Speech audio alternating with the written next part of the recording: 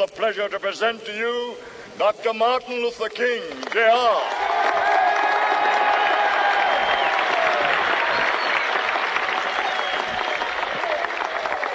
I am happy to join with you today in what will go down in history as the greatest demonstration for freedom in the history of our nation.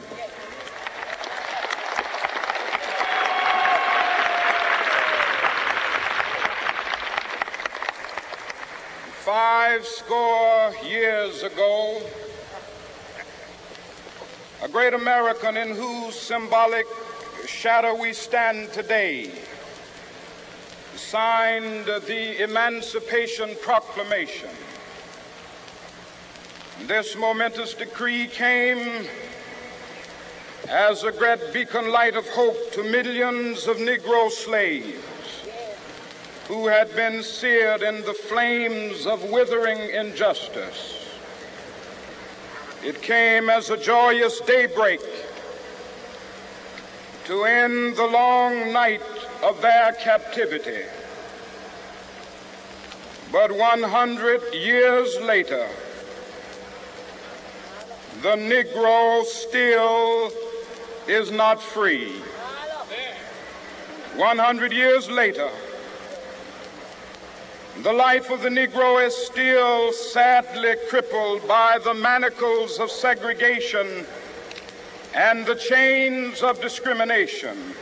100 years later, the Negro lives on a lonely island of poverty in the midst of a vast ocean of material prosperity. 100 years later,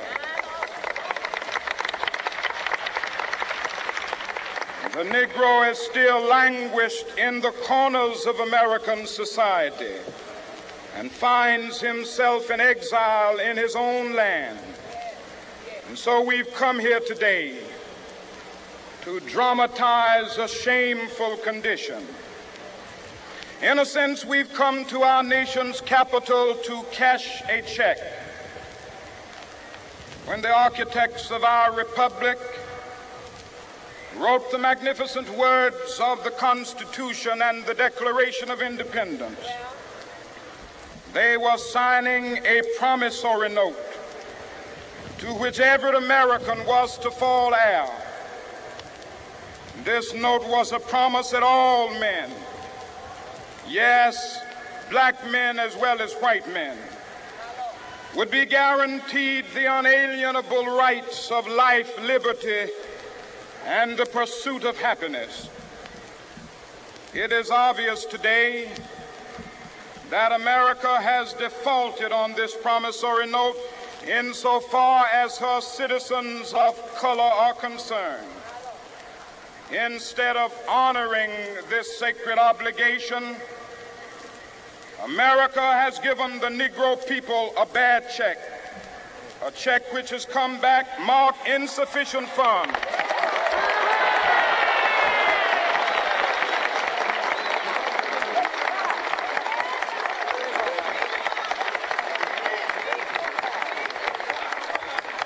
But we refuse to believe that the Bank of Justice is bankrupt.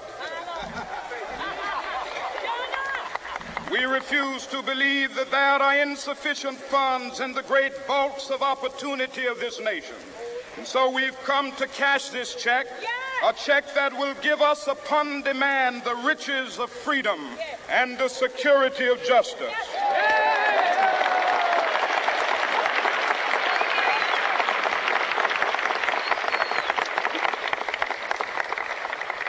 We have also come to this hallowed spot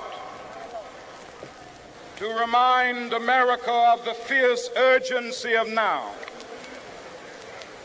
This is no time to engage in the luxury of cooling off or to take the tranquilizing drug of gradualism.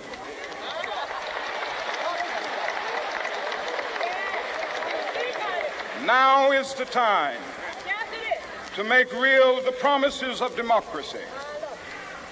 Now is the time to rise from the dark and desolate valley of segregation to the sunlit path of racial justice. Now is the time to lift our nation from the quicksands of racial injustice to the solid rock of brotherhood. Now is the time to make justice a reality for all of God's children. It would be fatal for the nation to overlook the urgency of the moment.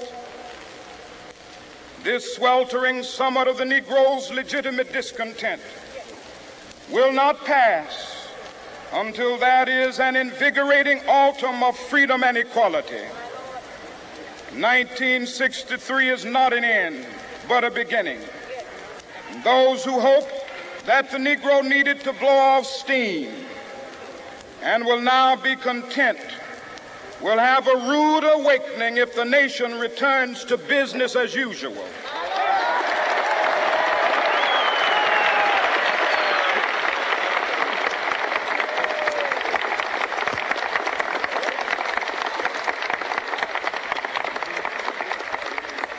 There will be neither rest nor tranquility in America until the Negro is granted his citizenship rights.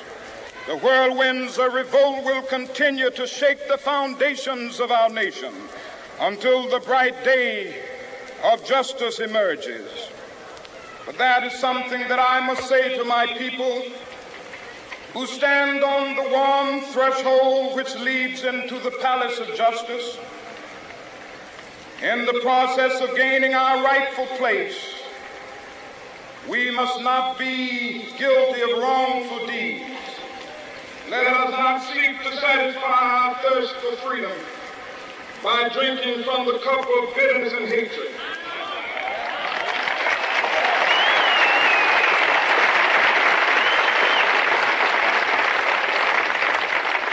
We must forever conduct our struggle on the high plane of dignity and discipline. We must not allow our creative protests to degenerate into physical violence. Again and again, we must rise to the majestic heights of meeting physical force with soul force. The marvelous new militancy which has engulfed the Negro community must not lead us to a distrust of all white people. For many of our white brothers, as evidenced by their presence here today, have come to realize that their destiny is not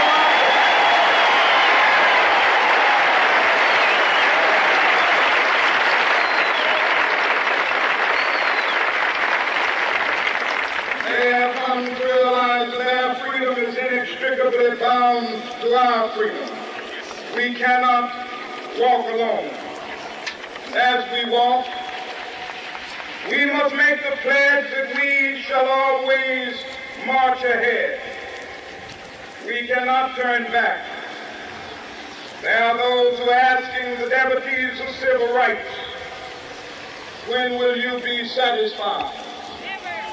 We can never be satisfied as long as the Negro is the victim of the unspeakable horrors of police brutality.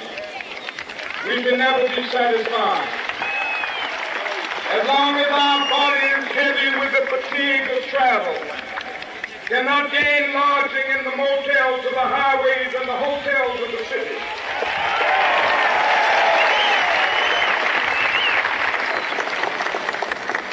We cannot be satisfied as long as a Negro in Mississippi cannot vote and a Negro in New York believes he has nothing for which to vote.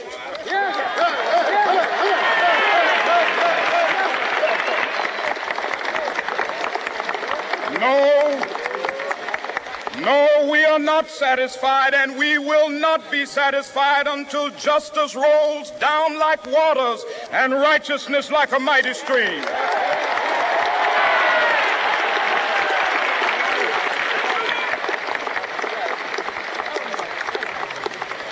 I am not unmindful that some of you have come here out of great trials and tribulations.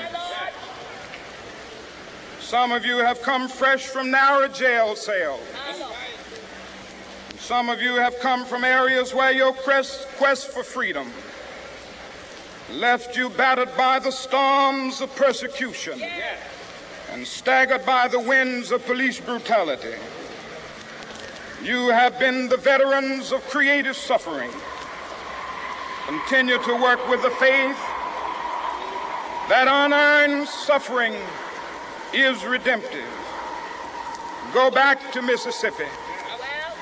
Go back to Alabama. Go back to South Carolina. Go back to Georgia. Go back to Louisiana. Go back to the slums and ghettos of our northern cities, knowing that somehow this situation can and will be changed. Let us not wallow in the valley of despair.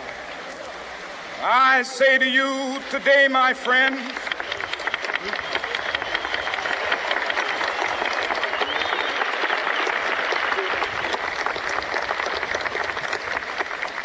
so even though we face the difficulties of today and tomorrow, I still have a dream. It is a dream deeply rooted in the American dream. I have a dream that one day this nation will rise up and live out the true meaning of its creed. We hold these truths to be self-evident, that all men are created equal.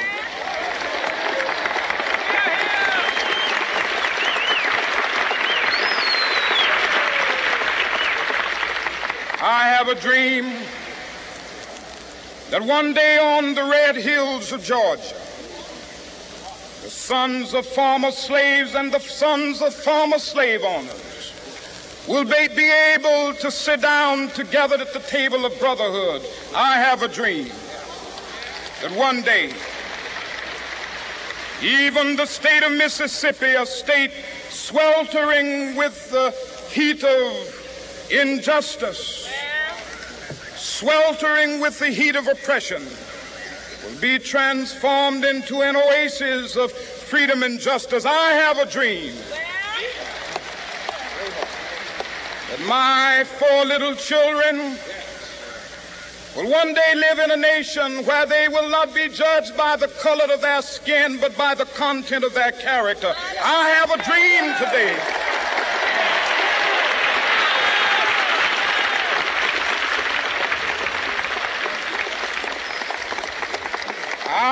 a dream that one day down in Alabama, with its vicious racists, with its governor having his lips dripping with the words of interposition and nullification, one day right there in Alabama, little black boys and black girls will be able to join hands with little white boys and white girls as sisters and brothers. I have a dream today